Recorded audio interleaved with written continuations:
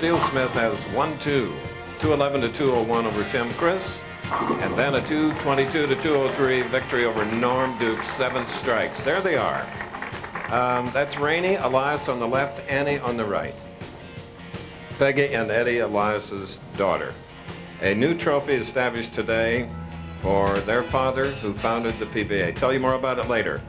Well, Chris, a solid field of 177, 201 average. It's probably the most demanding condition of the year. A couple of sidebar notes. Dennis Jakes, the new daddy. Mike Albee did not compete.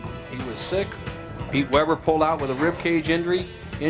And Steve Jaros, of all things, ended his 14 consecutive finals at this tournament. Did not make the top 24. As you see some of the other combatants that lasted 56 games over 7 days. We're down to just 3 players. Johnny Petraglia. How can you forget the 300 he bowled here just a few years back? All right. And we next week are in Erie, Pennsylvania at a different time. That's 1 Eastern time, 12 Central. That's in Erie a week from today. 2 weeks from today, back to the normal starting time of 3, the Bud Light Championship, Lake Grove, Long Island, New York. The next 2 weeks, match 3. And now Rick Steelsmith has to face another professional bowling millionaire. This time it is Wayne Webb. Wayne Webb, 6th on the list. We see Steelsmith with 1 PBA title on his bio sheet, but that was a doubles title he won with Tita Semez years back, and he needs a victory to qualify for the Tournament of Champions, and this would be a good spot to start.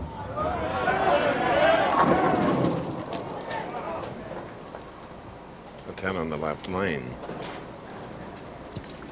A lot of college training, as you said, Chris, and he did a lot of his amateur training at the Olympic Training Center in Colorado Springs, where my good friend Palmer Falgren, who is now the United States USA coach, takes his team for that training for international competition. All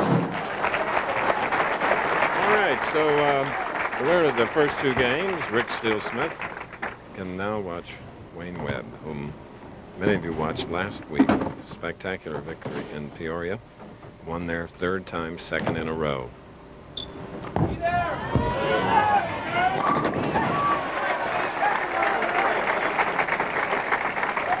Well, regardless of the rudder, whether it's a ponytail or a full flare, he's got it.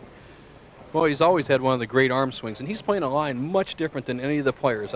This is a playable line, straight down here, down outside the first arrow. There's terrific carry, and you have to really trust your arm swing.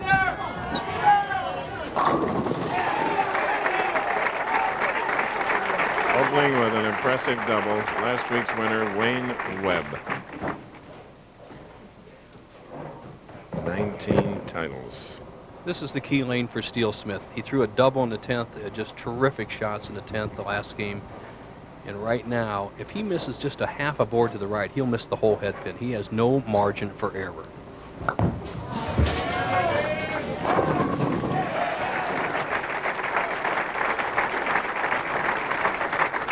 So perhaps that'll change his luck now as we're in this 3rd pivotal semifinal game. The winner to meet tournament leader Brian Voss of Atlanta.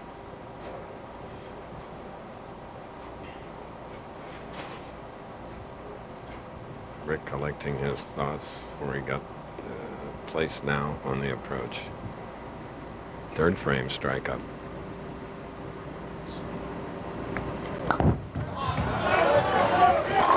That is the way, my friends, to stay close. Here's Nelson. Thank you, Chris. With me, Norm Duke. And Norm, let's face it, you bowled really 9 real good frames. The 10th frame, a little offline. I tell you, that was the best shot I made all day. I thought that was just a game ender. And you live for times like that when you're on a good lane and you make a shot like that and the whole way down there. My biggest fear was the ball wasn't going to hook. For it to dive head on like that just shocked me. Live and learn, I guess. But I like that one. If I had to throw it again, I'd throw it again. Identical to that one. I get to live that the next 2 or 3 weeks. I get to say, look, I made the shot. Whether it worked or not, I got through it. And that I can build on. All right, Chris, I like this man. He's one of the best ones, and he'll be back. He's terrific.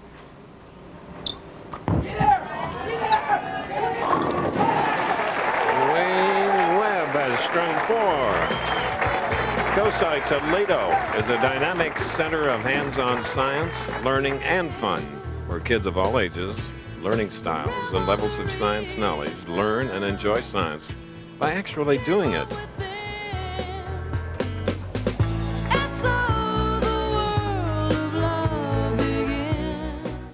Lanes side of the PBA National Championship. We're in our semifinal game. This is Rick Steelsmith with a double up, and he needs to strike right here to keep up. And he gets it. Okay, Bo. Thank you, Chris. With me is our tournament leader, Brian Voss, who won this classic in 1988. And Brian, Jack Nicklaus once said that it's not how many titles you win, but a guy's career at your level is measured by how many majors you win. Do you think you're at that point in your career right now? Well, you know, all the tournaments I've won, I've only had one major. I certainly look forward to all the majors. Everybody does. You know, we've got the cream of the crop, the best of the best. This is our PBA National, and it's a big one. I'd sure love to win this. Chris, he is one of the toughest ever, and he's going against two other tough guys, so we'll be right back. Look at that. Rick Steelsmith, who came from behind in his second victory, has now strung four. It's all even, but Wayne has four in a row, shooting in the fifth frame.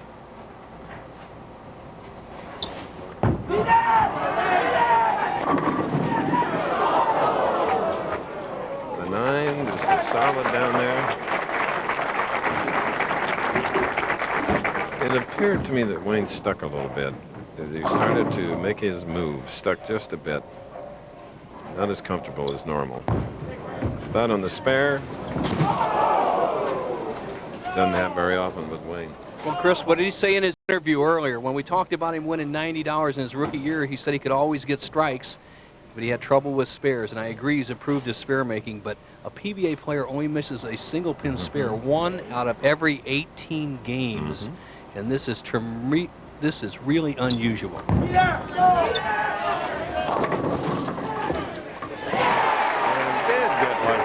Hitting the 10.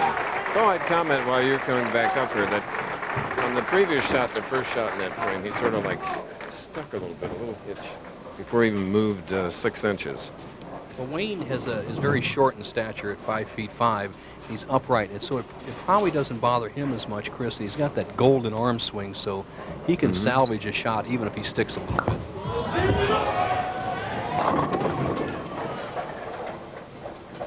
No tripping of the 4 on the right lane.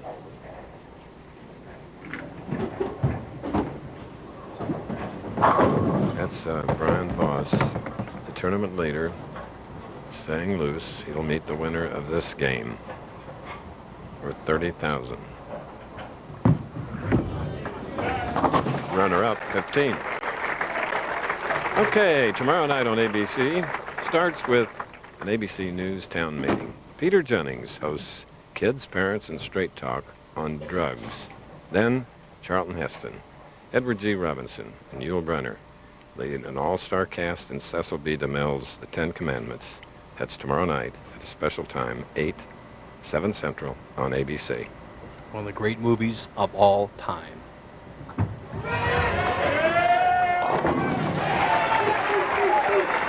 Rick Steelsmith. You know, a group of local roarers are hard at work on Toledo's Maumee River, but they've got an over-the-shoulder view of downtown Toledo. And separate these two professionals. Trailing by 12 with a strike up, Wayne Webb. Ooh! Well, he said he dropped the ball when he missed the 9-pin, and all of a sudden he drops the ball when he's going for a strike. And that's the danger of playing that outside line. I've seen more gutter balls this year, Chris, than ever before with these players playing these volatile, reactive resin balls that hook so much. High risk, high reward. Needs to make the spare. Riding the line again.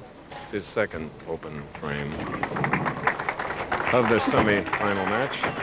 You're wondering all week why his truck wouldn't run. It was out of oil, he told me. Well, my late father always said if you don't play the lane properly, it'll win every time. And Wayne Webb's playing outside the track, and it makes it very difficult. The lanes are not without oil, right, Bill? No, that's correct. But Wayne Webb, as well as he's bowling, as well as he bowled in Peoria last week, is playing such a demanding line, trying to overpower the lane from the outside. And every break he has gotten has been a bad break. 2 solid 9s, a gutter ball, and then he couldn't convert that. He's dug himself a huge hole. He's minus 30 pins through 8.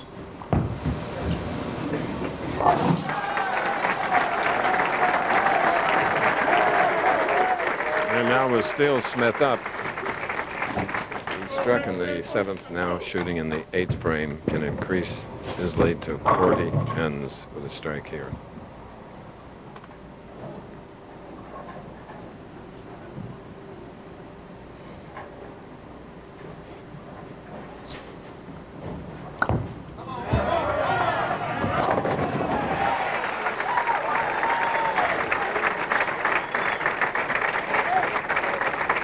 The 4th seed in the PBA National Championship, Rick Steelsmith.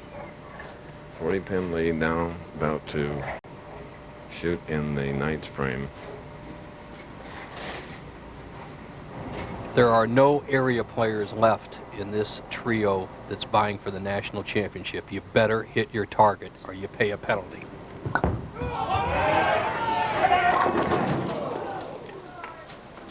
Ten-pin.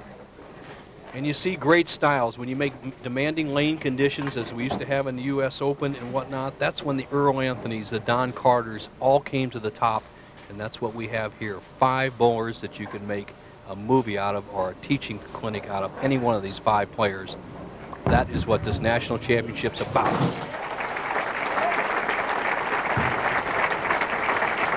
All right, now Webb is back up. Spare in the 8th. 9th frame, moved up just a touch on the approach.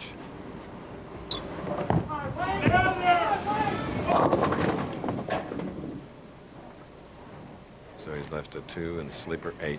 Well, the undoing of Wayne Webb is playing too far outside the track area, and this is the same reason Walter Ray Williams Jr. did not qualify this week. He tried this line, tried to force it, and he just paid too many penalties for off shots.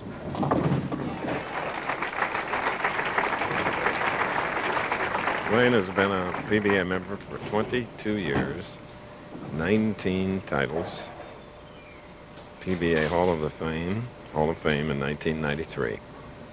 19ing and holding. He can only get 207. Steelsmith is already at 208.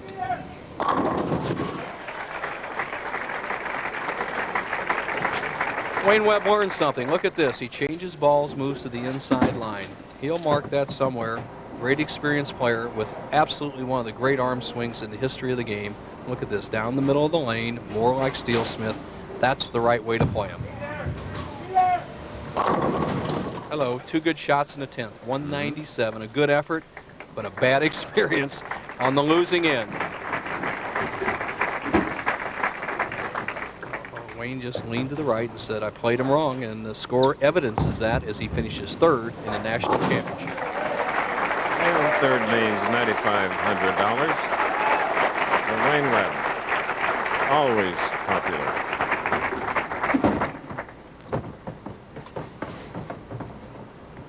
Steelsmith must stay focused, especially on the right. He's got Brian Boss coming up. That will be no pushover. This is 3rd 10 of this game for Rick Steelsmith.